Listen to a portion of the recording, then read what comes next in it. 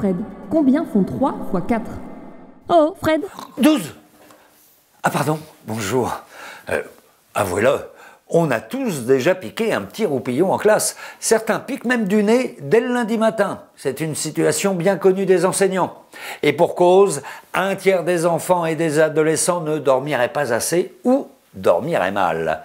Pourtant, bien dormir, c'est essentiel pour bien grandir, pour renforcer son système immunitaire et puis pour bien apprendre. Avant d'approfondir le sujet, je vous propose de découvrir une initiative originale mise en place dans une école élémentaire pour expliquer le sommeil aux enfants. C'est un programme pédagogique baptisé « Mémé ton pige ». Regardez. Les élèves, fermez les yeux. Au signal de la musique, vous ouvrez, vous allez visionner la petite vidéo. Oh, comment ça marche? Ah, bonjour les enfants. Le programme est assez polyvalent sur tous les supports qu'il propose. On a des petites capsules vidéo, on a des bandes dessinées, on a quelques petits textes qui permettent aux élèves de s'approprier de différentes façons le contenu pédagogique qui est proposé. Qui dit sommeil dit Morphée. Morphée. Qui dit sommeil dit Train. train. Qui dit sommeil dit Dormir. dormir.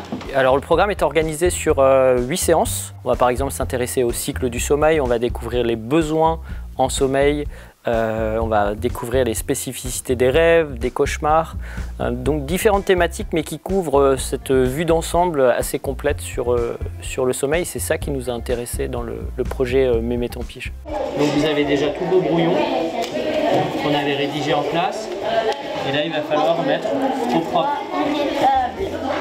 Alors les enfants à la base, en cycle 3, ils ont déjà des connaissances sur cette thématique du sommeil, mais ça reste assez vague. Et en fait, on constate que dès la première séance, ils sont interpellés sur une chose très importante, qui sont les cycles du sommeil. Ces enfants sont assez interloqués de voir que le sommeil est structuré par différents stades.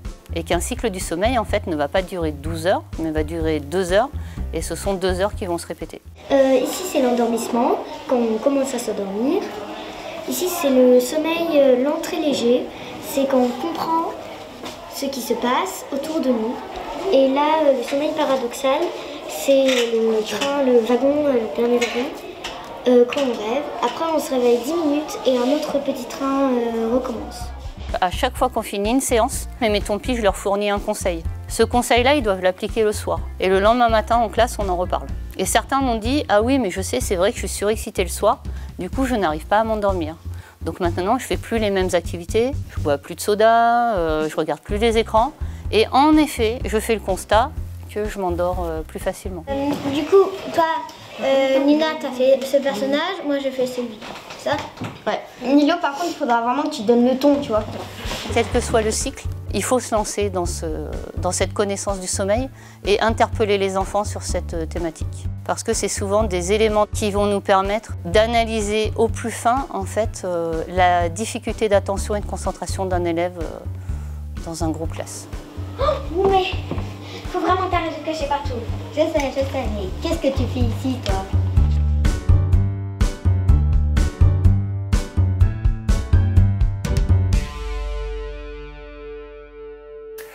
Deux raisons principales expliquent l'importance du sommeil pour bien apprendre.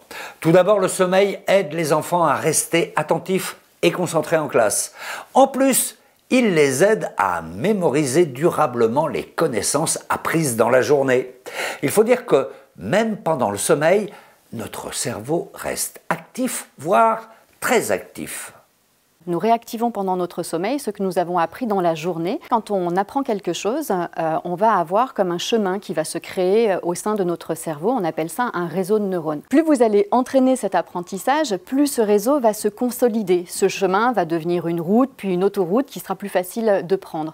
Mais il faut savoir que lorsque l'on dort, notre cerveau continue à travailler, ce qui va permettre de renforcer ce chemin. Et c'est pour cette raison que le matin, notre apprentissage sera plus facilement accessible. Une fois que ces souvenirs sont consolidés grâce au sommeil, ils vont pouvoir être réactivés de manière plus automatique. Par exemple, dans la résolution de problèmes. Si on a consolidé nos tables de multiplication, on va pouvoir plus réfléchir sur la résolution du problème puisque les tables de multiplication arriveront de manière automatique.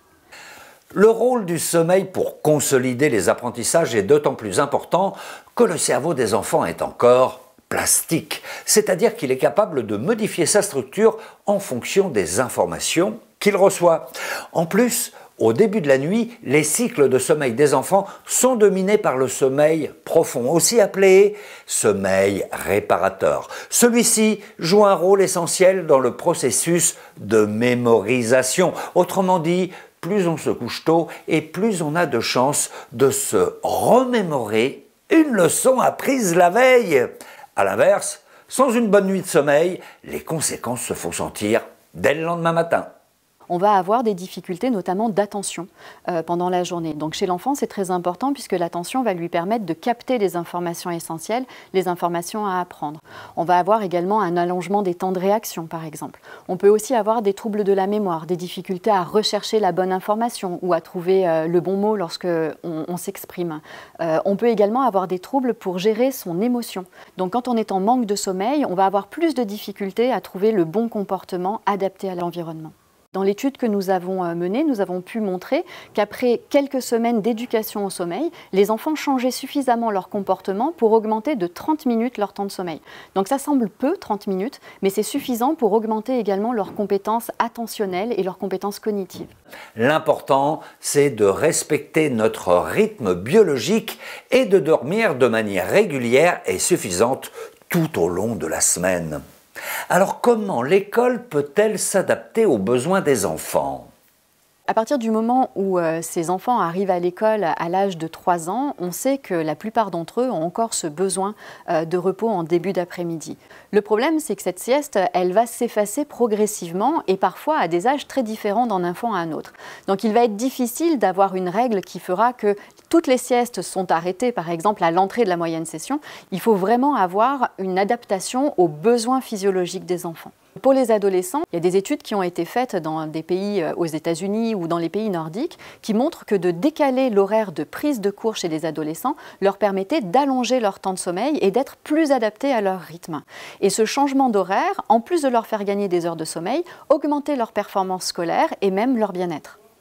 Bon, en résumé, un élève qui dort suffisamment est un élève qui reste concentré le jour et qui mémorise mieux les apprentissages la nuit.